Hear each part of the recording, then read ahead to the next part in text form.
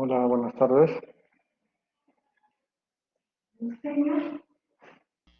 Buenas tardes, doctor. Buenas tardes. Hola, ¿me escucha? Buenas tardes, doctor. Si se le escucha. Hola.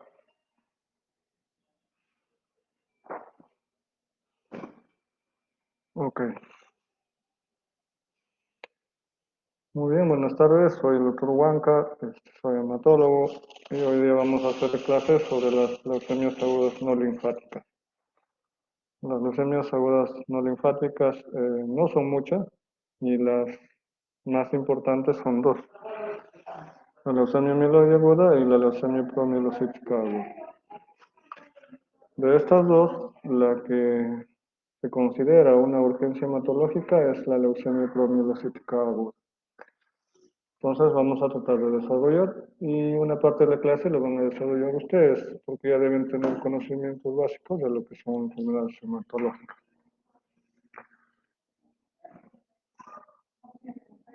Cuando se le pregunta, de paso se le va a controlar la asistencia. ¿Ya? El que no responde se supone que no está asistiendo. Muy bien, entonces vamos a ver la primera parte que es la leucemia mieloide aguda.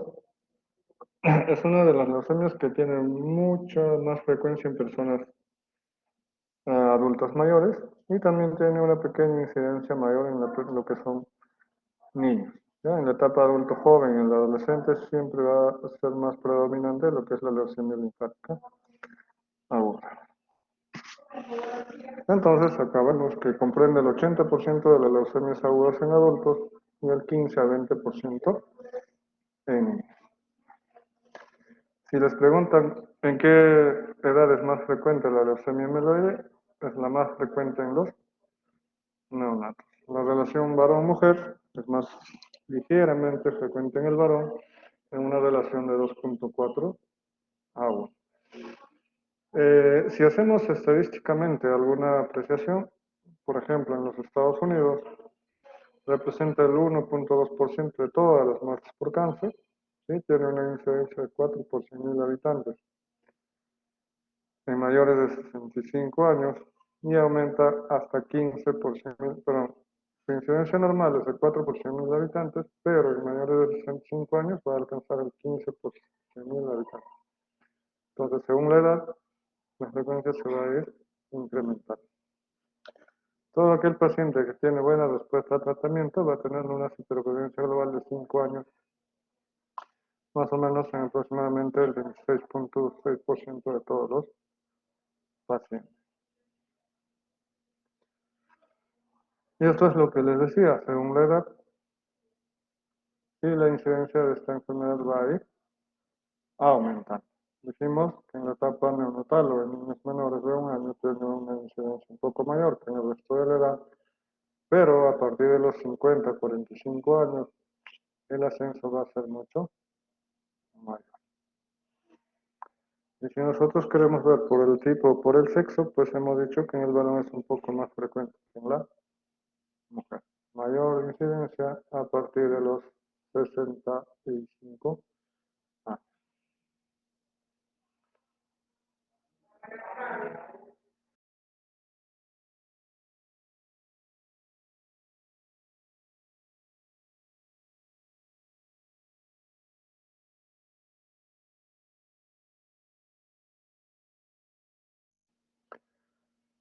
Dentro de las causas o los factores que pueden producir la leucemia aguda amiloide son múltiples. Hasta ahorita no se ha descubierto la causa directa o la causa específica. Solo se asocia a ciertos factores. Dentro de estos factores vamos a tener factores genéticos, factores farmacológicos y también factores de alteraciones hematológicas y también factores ambientales. Dentro de los genéticos, la mayor frecuencia de leucemia mieloide aguda se da en todos estos pacientes que tienen todos estos síndromes. La anemia de Fanconi, Costman, Wiskott-Aldrich, Down, Klinefelter y Patau. Si bien es cierto, la frecuencia de la leucemia mieloide aguda en el síndrome de Down es más documentado, pero también se puede dar en el resto de pacientes que cuentan con alteraciones. Hay algunos fármacos que van a condicionar a lo que es también la producción o que se presente lo que es la leucemia mieloide. Dentro de ellos tenemos los alquilantes que se usan en tratamientos de quimioterapia, los inhibidores de la topoisomerasa 2, que también son quimioterapéuticos, y dentro de los fármacos más conocidos tenemos el cloramfenicol, la cloroquina, que son los más comunes y que están relacionados en mayor frecuencia a este tipo de leucemia. Dentro de las alteraciones hematológicas, siempre casi todas las enfermedades hematológicas van a tener un riesgo de transformarse en una leucemia mieloide aguda. Lo más común, el síndrome mielodisplásico, la leucemia mieloide crónica, ¿sí? La policitemia vera y la trombocitosis esencial es muy infrecuente que se transforme, sin embargo hay casos aislados que sí lo hacen, la mielofibrosis, la hemoglobinuria nocturna paroxística y la anemia plástica también con una frecuencia muy baja en transformación a leucemia mieloide aguda. Y factores ambientales tenemos radiación, bencenos, tintes, herbicidas, pesticidas, alcohol, obesidad, etc. La fisiopatología de la leucemia mieloide aguda es un poco compleja, ¿verdad? ¿Por qué? Porque se ha encontrado que para que se desarrolle esta enfermedad tiene que haber cambios genéticos y cambios epigenéticos. Algunos que ya están descritos y algunos que todavía están en estudio o no se conocen. ¿Sí? Entonces, si nosotros hacemos una revisión de la célula, nos vamos a dar cuenta que la mayoría o casi todos los cambios genéticos que presenta un paciente con leucemia mieloide aguda se dan en el núcleo de la célula. ¿Qué es lo que pasa? Puede haber alteraciones, ¿sí?, a nivel de las proteínas de membrana, ¿sí?, que son producidas por mutaciones que nosotros podemos ver acá, el RAS, RAF, JAK, STAT y P3X, pueden cambiar su estructura o su función, y esto van a llevar a alterar lo que es la regulación de la producción celular. Una vez que se da este cambio, se van a producir dos genes, el RUNX1 y el RUNX1, que son los que van a mitigar todo una transformación, y esta va a ser llevada hacia el citoplasma. De la misma manera, los otros cambios van a producirse en el núcleo. En otras palabras, para que se desarrolle la leucemia mieloide aguda, tiene que haber cambios en las proteínas de los genes, y esto va a llevar a una producción acelerada de las células mieloides. No es necesario que se acuerden los nombres, lo más importante es que ustedes que todos estos cambios se llevan en el núcleo celular. Dentro de la clasificación, la leucemia mieloide se puede clasificar de tres maneras: morfológicamente, de forma inmunológica y de forma citogenética. ¿Para qué hacemos la clasificación? Para diferenciarlos unas de otras, y a la vez esto nos va a dar el pronóstico y la severidad que puede dar esta enfermedad. Dentro de la clasificación morfológica tenemos 7 subtipos, que están leucemia mieloide aguda 1, 2, 3, 4, 6 y 7. Acá podemos ver, la M0 es la no diferenciada, o sea que no se diferencia las células en que son mieloides o no mieloides. La M1 que ya se ve una cierta diferenciación, la M2 ya es muy diferenciada, la M3 es promielocítica, la M4 mielomonocítica, la M5 es la monocítica, y la M6 la leucemia eritroide, y la M7 megacariocítica. De todo esto vamos a ver su frecuencia, y esto es una clasificación morfológica. De LMA1, si nosotros nos damos cuenta, las células inmaduras son grandes, ¿sí?, porque tienen un citoplasma, perdón, un núcleo grande, y algunos tienen núcleolos. La LMA2 es mucho más notoria todavía. ¿Ya? ¿Por qué? Porque tienen abundante citoplasma, que parece una célula mieloide normal. Sin embargo, las características de los gránulos y los núcleos es muy diferente a una célula normal. La M3, que es la promielocítica, que generalmente es un promielocito con variaciones o alteraciones dentro de su estructura. La 5, que es la monocítica, se parece más a los monocitos. La 6, las células eritroides, y la 7, las células megacariocíticas.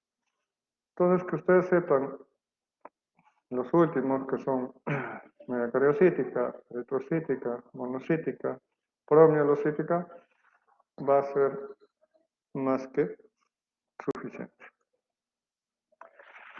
En cuanto a su incidencia, para diferenciar cuál de todos estos tipos son más frecuentes, nosotros nos vamos a dar cuenta que la más frecuente en nuestra tabla es la monocítica. Sin embargo, también está muy cerca de lo que es la leucemia mieloide M2, o lo que es con maduración. La leucemia promielocítica es la que representa la tercera parte de estas leucemias, con un 10% de incidencia.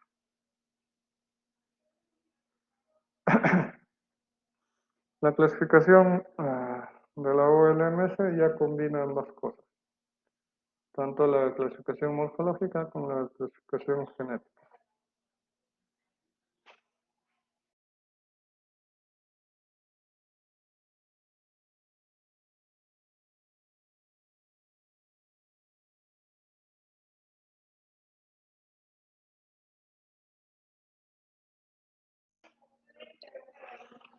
Entonces, lo han combinado ambas cosas, es un poco más tedioso y más difícil de hacerlo, sin embargo, podemos hacerlo en forma general. Leucemia miliar aguda con ciertas anomalías genéticas, leucemia relacionada a la mielodisplasia, leucemia no especificada, sarcoma mieloide y los que son de síndrome de Down. Han combinado ambas cosas, pero es un poco más tedioso para conocer.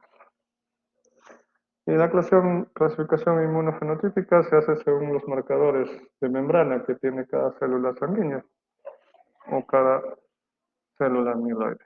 Ustedes se dan cuenta, tiene muchos marcadores.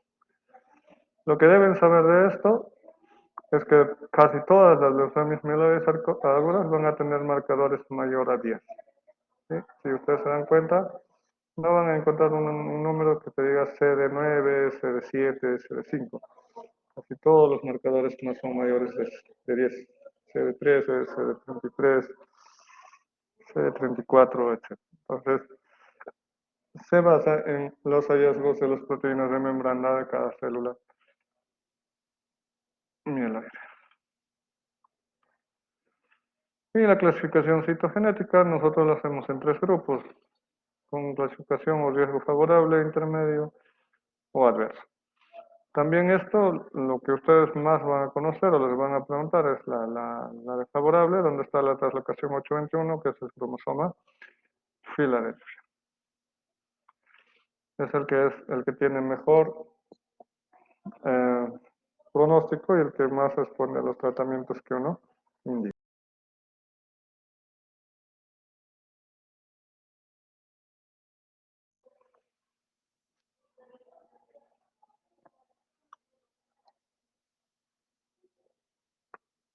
Dentro de las manifestaciones clínicas, casi todas las leucemias tienen manifestaciones similares. Lo que nos van a venir los pacientes es con síntomas de anemia o síntomas de trombocitopenia. Síntomas de anemia teniendo fatiga, debilidad, palpitaciones, disnea. Trombocitopenia, sobre todo equimosis, petexias y sangrado. A esto se puede ir a asociar lo que es la hiporexia o la pérdida de peso, infecciones muy frecuentes de diferentes partes del cuerpo, fiebre sin origen o foco conocido. Sí, en algunos casos pueden tener esplenomegalia, petromegalia, y en las mieloides rara vez tienen linfadenopatía. Nosotros tratarlo como si nosotros fuéramos completados. Para hacer el diagnóstico, Es una solicitud. nosotros Tenía que poner alta posibilidad de esto. Yo esto es reclamar. Tiene que poder solicitud.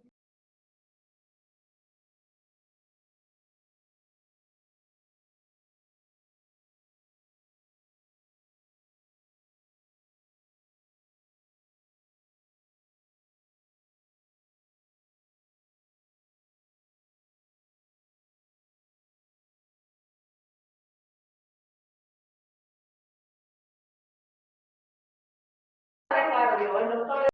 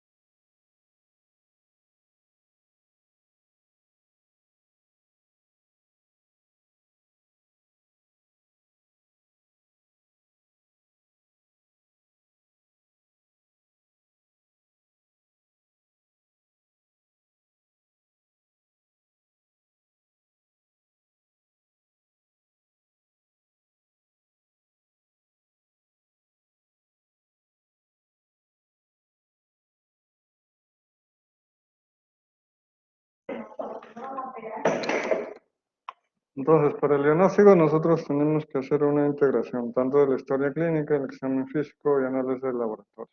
Sin embargo, en la parte de hematología se ve que aparte de esto tenemos que hacer exámenes morfológicos, tanto de médula ósea, sangre periférica y líquido cefalorraquídeo o punción lumbar.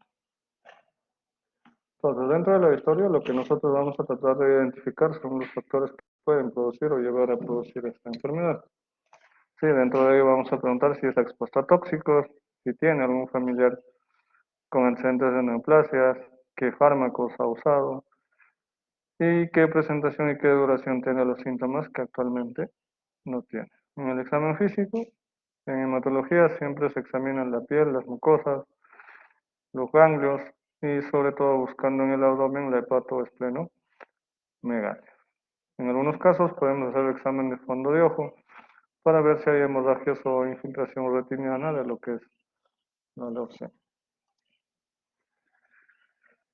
Los exámenes auxiliares, como en cualquier paciente, tenemos que pedir tanto el hemograma, el perfil de coagulación, la función hepática, los electrolitos, radiografías, ecografía, tomografía, si es que tiene fiebre, cultivo, y serología de hepatitis y todos los virus que tenemos. VIH, HTLV1, que son los que más están asociados a enfermedades hematológicas. Entonces, las herramientas que nos van a hacer el diagnóstico somos la balanza hemostática, que está dada por la hemograma, el examen de sangre periférica, el hallazgo de los ganglios y las hepatoesplenomegalia y también el examen de médula ósea. La leucemia mieloide aguda puede debutar de esta manera. Puede tener leucocitosis o leucopenia, pero la mayoría de veces va a ir asociada a anemia y trombocitopenia. Aparte de eso, va a tener elevación del ácido úrico, el calcio y la deshidrogenasa láctica van a estar elevados. Dentro del prótesis de sangre periférica, lo que uno va a ver son blastos de características mieloides. Y en el aspirador de médula, que es la herramienta más útil, el que más se usa, el que nos va a dar el diagnóstico, se puede hacer las siguientes pruebas: mielograma, citometría de flujo, citogenética y panel molecular. El panel, todo esto nos va a orientar a hacer una punción de médula ósea. Sin embargo, el mielograma y la citometría de flujo, si nos dice que tiene blastos mieloides más de 20%, este paciente ya tiene diagnóstico de leucemia mieloide aguda.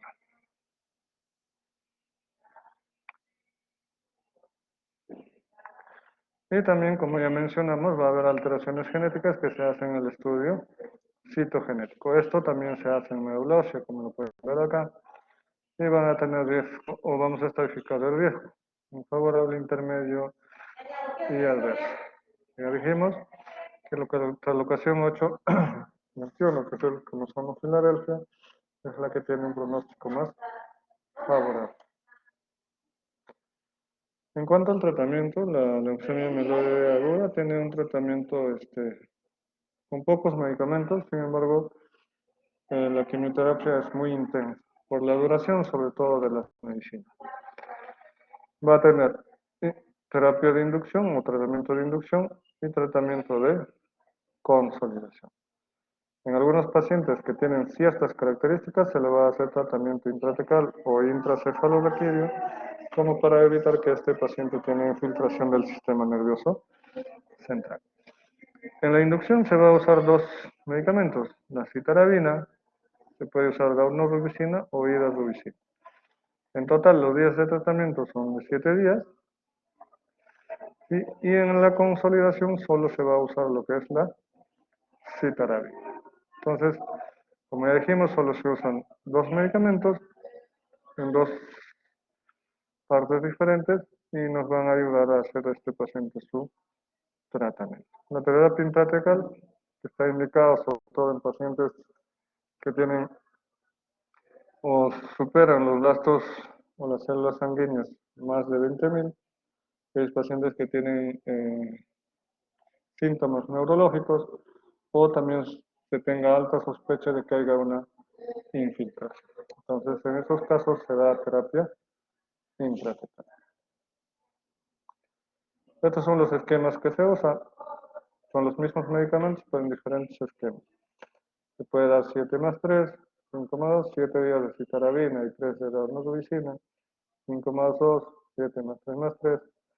O sea, la forma como nosotros lo vamos a usar va a depender del médico tratante y también del paciente, porque este esquema de 7 más 3 que dura 7 días es para pacientes jóvenes que tienen buen estatus físico y las que son de menos días, el de 5 más 2 es para pacientes más mayores o que tienen un estado físico un poco más bajo.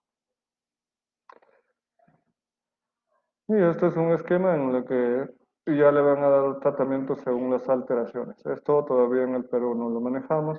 Sí, este tratamiento está orientado a la alteración citogenética que presenta el paciente. Sí, por ejemplo, si tú tienes una alteración o una mutación de lo que dice acá el FLT3, TKD o ITB, ¿sí? Se le va a dar 7 más 3 más mirosantaurino. Este medicamento no lo usamos en el Perú. Entonces, todos estos esquemas lo usan en países que ya tienen unos esquemas más completos y en los que las pruebas citogenéticas son más específicas o son más minuciosas. En esos tipos de pacientes los tratamientos van a variar. Y si se dan cuenta, acá tienen 3 tratamientos de consolidación y una de mantenimiento. En nuestro país solo llegamos hasta el tratamiento de consolidación. Y también hay tratamientos en aquellos pacientes que no van a ser elegibles para tratamiento de quimioterapia estándar, sobre todo pacientes mayores de 65 años o que tienen muchas comorbilidades. Estos pacientes no podemos darle quimioterapia. Entonces se trata de usar unos fármacos que sean un poco menos tóxicos o que produzcan menos toxicidad en el paciente. Y en estos casos, uno de los fármacos que se usa es el venecloplas, y que en combinación con la daunorubicina es la que te va a dar un mantenimiento un poco mejor. Y si tu paciente es resistente, ya tienes que entrar un tratamiento un poco más intenso, que generalmente es trasplante alogénico de médula ósea. En la actualidad también se están haciendo muchos estudios para tratar de mejorar la sobrevida de estos pacientes, ya que nos hemos dado cuenta que solo un 26% llegan con sobrevida a los 4 años. Entonces estos pacientes no tienen todavía un tratamiento que les dé una sobrevida más amplia, que sea más o menos 10 años. Y están en estudio todos estos fármacos. Citotóxicos, inhibidor de molécula,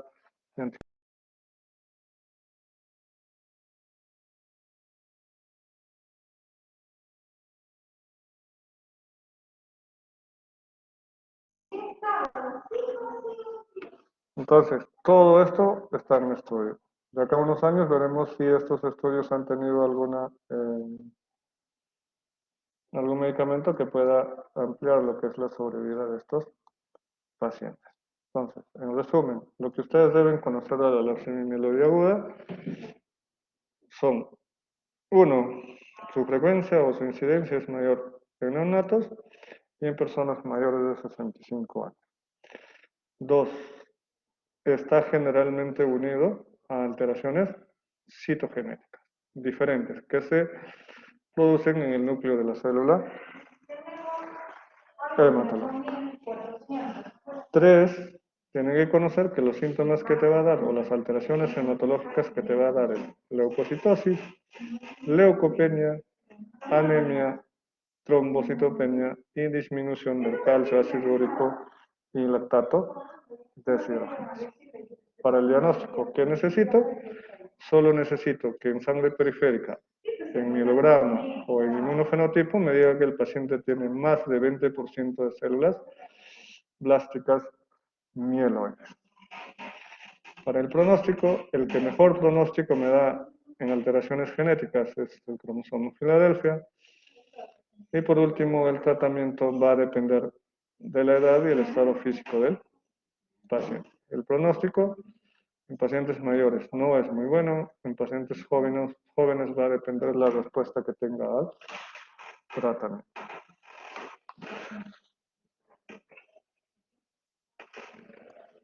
Muy bien, ¿alguna pregunta?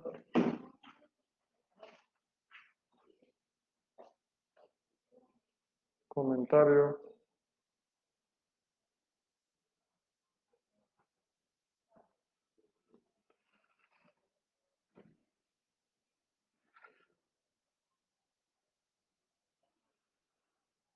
Bien, la leucemia que viene es una de las leucemias que son más entendibles que las otras.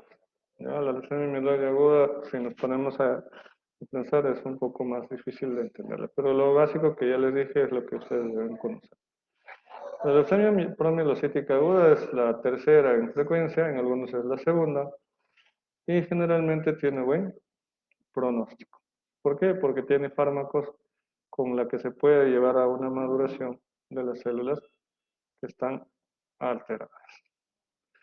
Y como les decía, la leucemia promielocítica es la M3 según la clasificación morfológica y tiene una incidencia de 10 a 15%. ¿Sí? Entonces dijimos que la mielomonocítica y lo que es con maduración son las más frecuentes y la tercera sería la promielocítica.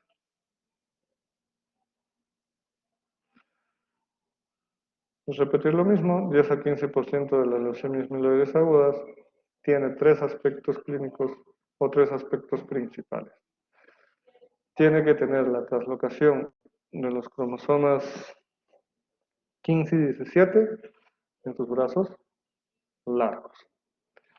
¿Qué va a producir esta translocación? Va a producir acumulación y producción anormal de promielocitos, ya que estas no van a llegar a madurar y por eso se van a acumular en forma permanente. Y aparte, todo esto va a llevar a una alteración de la coagulación. Y esta alteración de la coagulación puede llevar a hemorragias o también puede llevar a trombosis. La edad media de aparición generalmente es de pacientes jóvenes, 40 años. ¿Cuáles son las características? El 95% de todos los casos van a tener la translocación que mencionamos, la translocación 15-17, y que molecularmente nosotros lo vamos a llamar PLML-RAR. Es el 95%.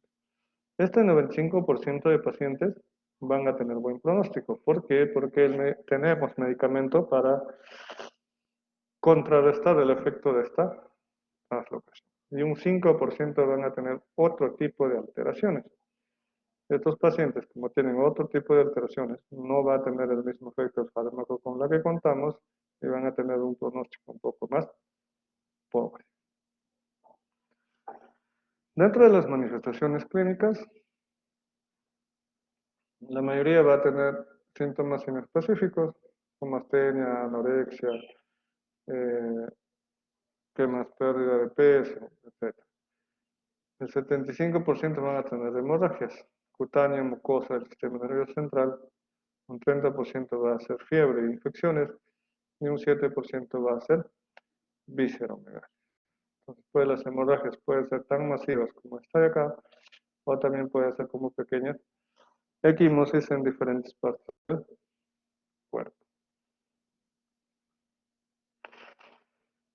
Entonces, vamos a tener dos tipos de leucemia promielocítica. La M3 hipergranular, en la que se ve bastones de agua, que es la más común, la hipergranular, y la otra la hipogranular. Los marcadores que deben tener, la única diferencia es que en el M3 hipergranular va a marcar CD15 y en la hipogranular no va a marcar CD15, sino va a marcar CD3. La promielocítica normal tiene leucocitos bajos y generalmente la hipogranular tiene hiperleucocitos. La hemoglobina, la normal, generalmente está a menos de 10, en cambio en la hipogranular tiene hemoglobina más de 10. Entonces, solo dos tipos, hipergranular e hipogranular. gránulo. ¿Y cómo se ve morfológicamente? Así como está. Si nosotros nos damos cuenta, esto tiene gránulos grandes que casi ocultan todo el citoplasma. Y la hipogranular está de acá. Sus gránulos son más finos, ¿sí? Y en algunos que tienen una cantidad mucho menor. El diagnóstico, ya dijimos que es molecular y también con la presencia de promielocitos más de 20% en sangre periférica o en médula ósea.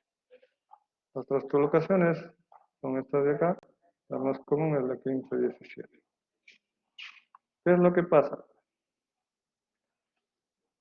Se van a unir una parte de lo que es el cromosoma 15 con una parte del cromosoma 17. Al hacerse la función se produce un gen, el cromosoma RAS-alfa. Entonces es donde se va a hacer la producción exagerada de lo que es los promielocitos. Tiene factores pronósticos igual que cualquiera de las leucemias y solo tiene riesgo estándar, intermedio y alto. ¿Qué se usa? Leucocitos y plaquetas. Si los leucocitos están menos de 10.000, plaquetas más de 40.000, es riesgo estándar. Sobrevida libre de enfermedad 4 años de 90 a 100%. Riesgo intermedio si sus leucocitos están menos de 10.000 y las plaquetas menos de 40.000. Como riesgo intermedio, sobrevida de 80 a 90% y riesgo alto solo si hay leucocitos altos. 60 a 70% de sobrevida libre de enfermedad. ¿Cuál es mejor tener riesgo? Estándar. En cuanto al tratamiento, el tratamiento cuanto más precoz es, mejor va a ser su respuesta y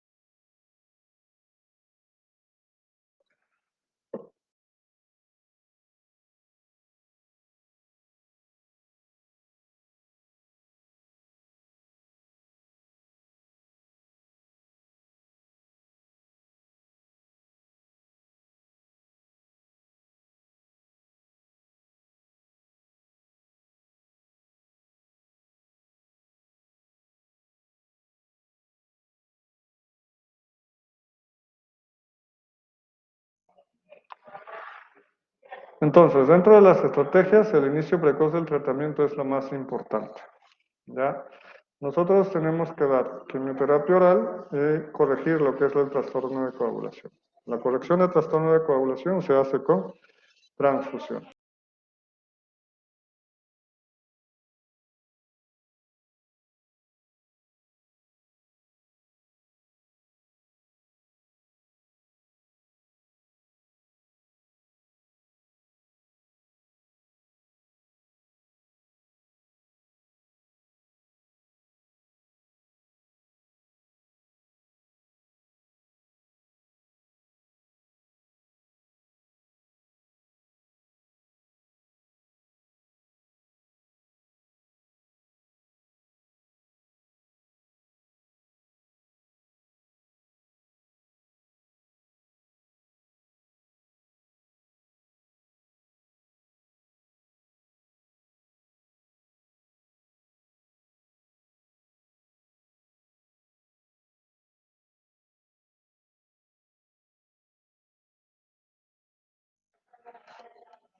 Entonces, si es que el paciente tiene algún tipo de otra alteración como infecciones o tiene neutropenia, en esos casos podemos usar antibióticos y también factores de crecimiento hematopoyético.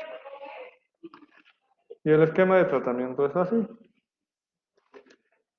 Si yo tengo sospecha morfológica de leucemia promielocítica, tengo que empezar inmediatamente el ácido transretinoico, que es el fármaco oral que se usa en estos pacientes. Y a la vez tengo que hacer la confirmación molecular, citogenética, que puede ser por FISH, por PCR, de esta alteración. Si yo tengo o confirmo esto, tengo que iniciar el tratamiento de quimioterapia de inducción. Pero a la vez, mientras se lleva a cabo esto, porque toma tiempo, generalmente una semana, hay que darle soporte al paciente. Si tiene hemorragia, si tiene trastorno de coagulación, hay que tratar de corregirlas. ¿Qué cosa tenemos que mantener en alto? El fibrinógeno tiene que estar más de 100 y las plaquetas tienen que estar más de 30.000 en estos pacientes. Si es que están menos, hay que hacerle transfusiones. La quimioterapia de inducción generalmente es una sola y la quimioterapia de consolidación es de 2 a 3 ciclos. Una vez que yo termino tanto la inducción y la consolidación, lo que yo hago es otra prueba molecular. Si la respuesta molecular o la prueba molecular es negativa, en estos casos podemos completar el tratamiento de mantenimiento o hacer un trasplante halogénico. Pero si la respuesta molecular es positiva, hay que mantener el mismo tratamiento por 2 años. Generalmente estos pacientes van a tener respuesta tanto a la quimioterapia de inducción como a la terapia de consolidación. Y las dosis que se usa es esto, es solo para que ustedes tengan algún conocimiento, si alguna vez lo ven, de inducción, consolidación, mantenimiento, y se hace recaída, casi se usan los mismos fármacos. Y esto es lo que quería que sepan. Se ha hecho una combinación, hay un último fármaco que es el trióxido de arsénico, que hace recién 4 o 5 años ha entrado su uso en lo que es la leucemia promielocítica y se han dado estos estudios para ver cuál de todos estos tratamientos es mejor. Entonces, han tratado de comparar por sí solo al trióxido de arsénico, ¿sí?, y al ácido transretinoico más quimioterapia. Y si ustedes se dan cuenta, la remisión completa con el trióxido de arsénico así 100% y la remisión molecular ha sido 90%. Si ustedes comparan con los otros tipos de tratamiento, la remisión ha sido un poco menor y muy menor todavía ha sido la remisión molecular. Y acá hay una combinación, trióxido de arsénico más ácido transretinoico, que también ha alcanzado un nivel un poco alto. Todos estos tratamientos están todavía en comparación, pero a la actualidad ya se tienen unos temas validados. Entonces, si yo tengo un adulto con leucemia promielocítica alta, tengo que estadificarlo. Si no tiene riesgo alto o tiene riesgo alto. Si no tiene riesgo alto, el tratamiento es con trióxido de arsénico más ácido transretinoico, que son vía oral. ¿Sí? Y en los pacientes que se confirma la enfermedad, hay que hacerle un tratamiento de inducción que normalmente es hasta 60 días con las mismas medicinas. Si se consolida, con lo mismo. Si ustedes se dan cuenta, paciente que no tiene alto riesgo, el tratamiento es con vía oral. En cambio, el paciente que tiene alto riesgo, vamos a dar tratamiento de quimioterapia, que generalmente es la daunorubicina. Con eso iniciamos el tratamiento. Para hacer inducción se usa hidarubicina más ácido transretinoico y para consolidación igual los mismos medicamentos. Sin embargo, para nosotros llegar a mantenimiento, para llegar a mantenimiento normalmente se tiene que tener 3 ciclos de consolidación. En cambio, en el riesgo alto, si ustedes se dan cuenta, solo tiene un ciclo, perdón, en el riesgo que no es alto, un solo ciclo de consolidación. Y el tratamiento de mantenimiento, normalmente el que tiene riesgo no alto, no necesita tratamiento de consolidación, lo que sí necesita el paciente que tiene riesgo alto. Entonces, para eso es lo que nos sirve el decir si el paciente es riesgo alto o no es riesgo alto. Cuando hay recaídas, generalmente este tipo de pacientes, por ejemplo, al tratamiento oral ha hecho recaída temprana, hay que usar ya tratamientos de quimioterapia. Y la rubicina es el más común, ¿sí? Y en aquellos casos también tiene que ir junto lo que es el trióxido de arsénico y el ácido transretínico. También igual, este es tratamiento de inducción para remitir la enfermedad, se da tratamiento de consolidación 1 y consolidación 2. El tratamiento de consolidación 2 en este tipo de pacientes es con trasplante halogénico. ¿Y qué es lo que hace el ácido transretinoico? Nosotros dijimos que este gen que está mutado generalmente se da en el núcleo. ¿Qué es lo que hace? Afecta el DNA. ¿Qué hace? Que esta célula no progrese su maduración como esta de acá. Los mielocitos normalmente madura lo que es un mielocito a un metamielocito, a un neutrófilo o a un segmentado. Ese proceso no se va a llevar a cabo en este paciente. ¿Y qué hace el ATRA? Lo que el ATRA hace, bloquea el efecto de este gen mutado. Al bloquearlo, la célula va a continuar con su maduración. ¿Y cómo se ve la respuesta de esto? Si nosotros hacemos el diagnóstico en el día 0, nosotros al día 7 ya vamos a ver algunas células mielocíticas que ya están madurando. En el día 18 van a haber ya más escasas células. Al día 30 normalmente ya se ve células maduras. Entonces, el ATRA tiene ese poder. Pero para ver la diferencia o la respuesta, generalmente se tiene que esperar 30 días. Y el trióxido de arsénico todavía tiene 3 mecanismos. Uno, va a mejorar el ambiente de la médula ósea. ¿Sí?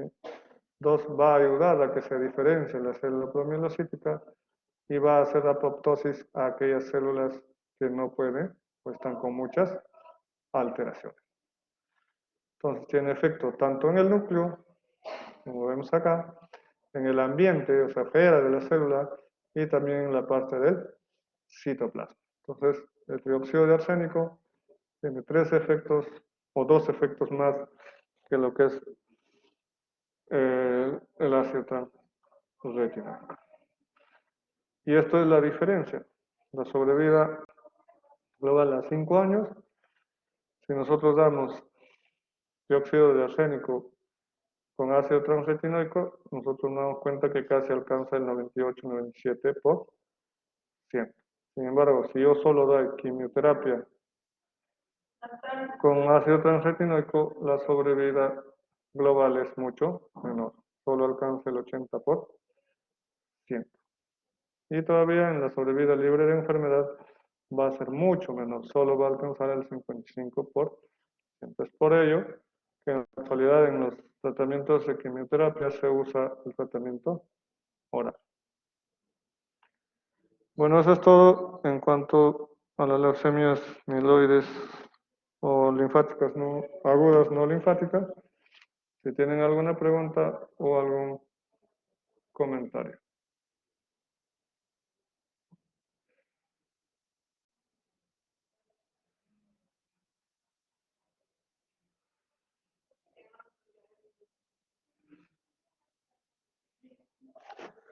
Muy bien, hay una pregunta, ¿por qué hay leucocitosis? A ver, la médula ósea normalmente hace la producción de leucocitos en forma diaria, ¿sí? Lo va a reemplazar. En promedio la producción es de 20.000 células por día. Sin embargo, si yo aumento la producción, esto va a ser mucho mayor. Y es por eso que se va a llevar en las leucemias agudas a leucocitosis. Si esta leucocitosis es muy, muy marcada, en ese caso ya se hace como bloquea la salida de las células a la sangre periférica y por eso es lo que va a producir leucopenia. ¿Alguna pregunta?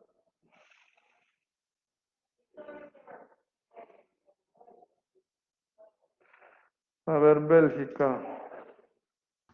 Sí, doctor, buenas tardes. Pregunta. Sí, doctor. Con respecto al cromosoma Filadelfia, ¿a qué pronóstico mencionó que se asociaba? Valeria. Sí, doctor, ¿me escucha?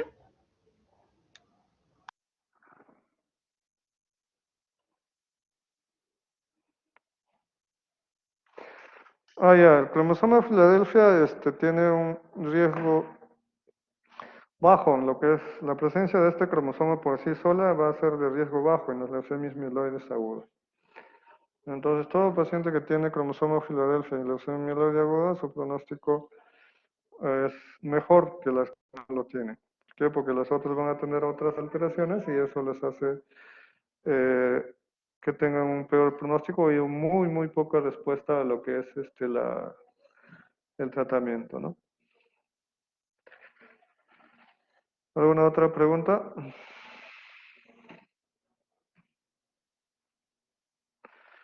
Entonces, bueno, ya dijimos el resumen de lo que es la leucemia mieloide aguda, las cosas que ustedes deben conocer.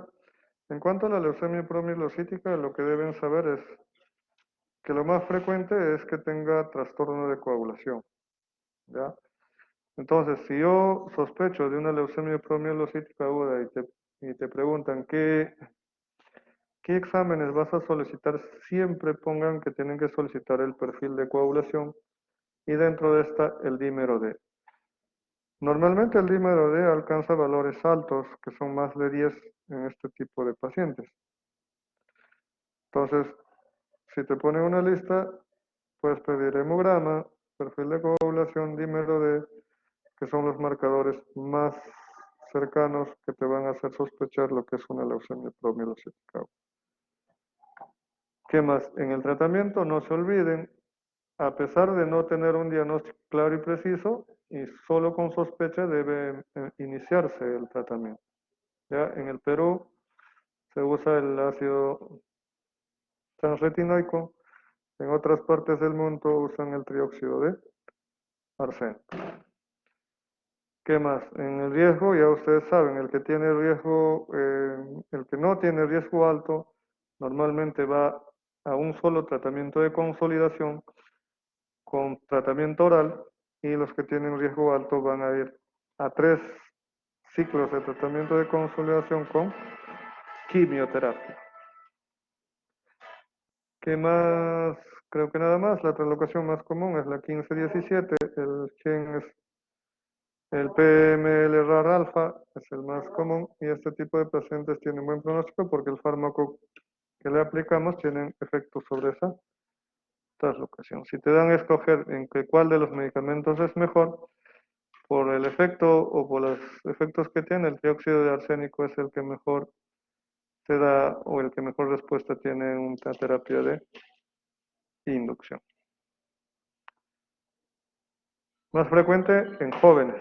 No se olviden, promedio de edad 40 años es para la promielocítica. En cambio, para la mieloide aguda dijimos que son los dos extremos, ¿no? Ya sea personas mayores de 65 años o niños menores de 1 año. ¿Alguna pregunta?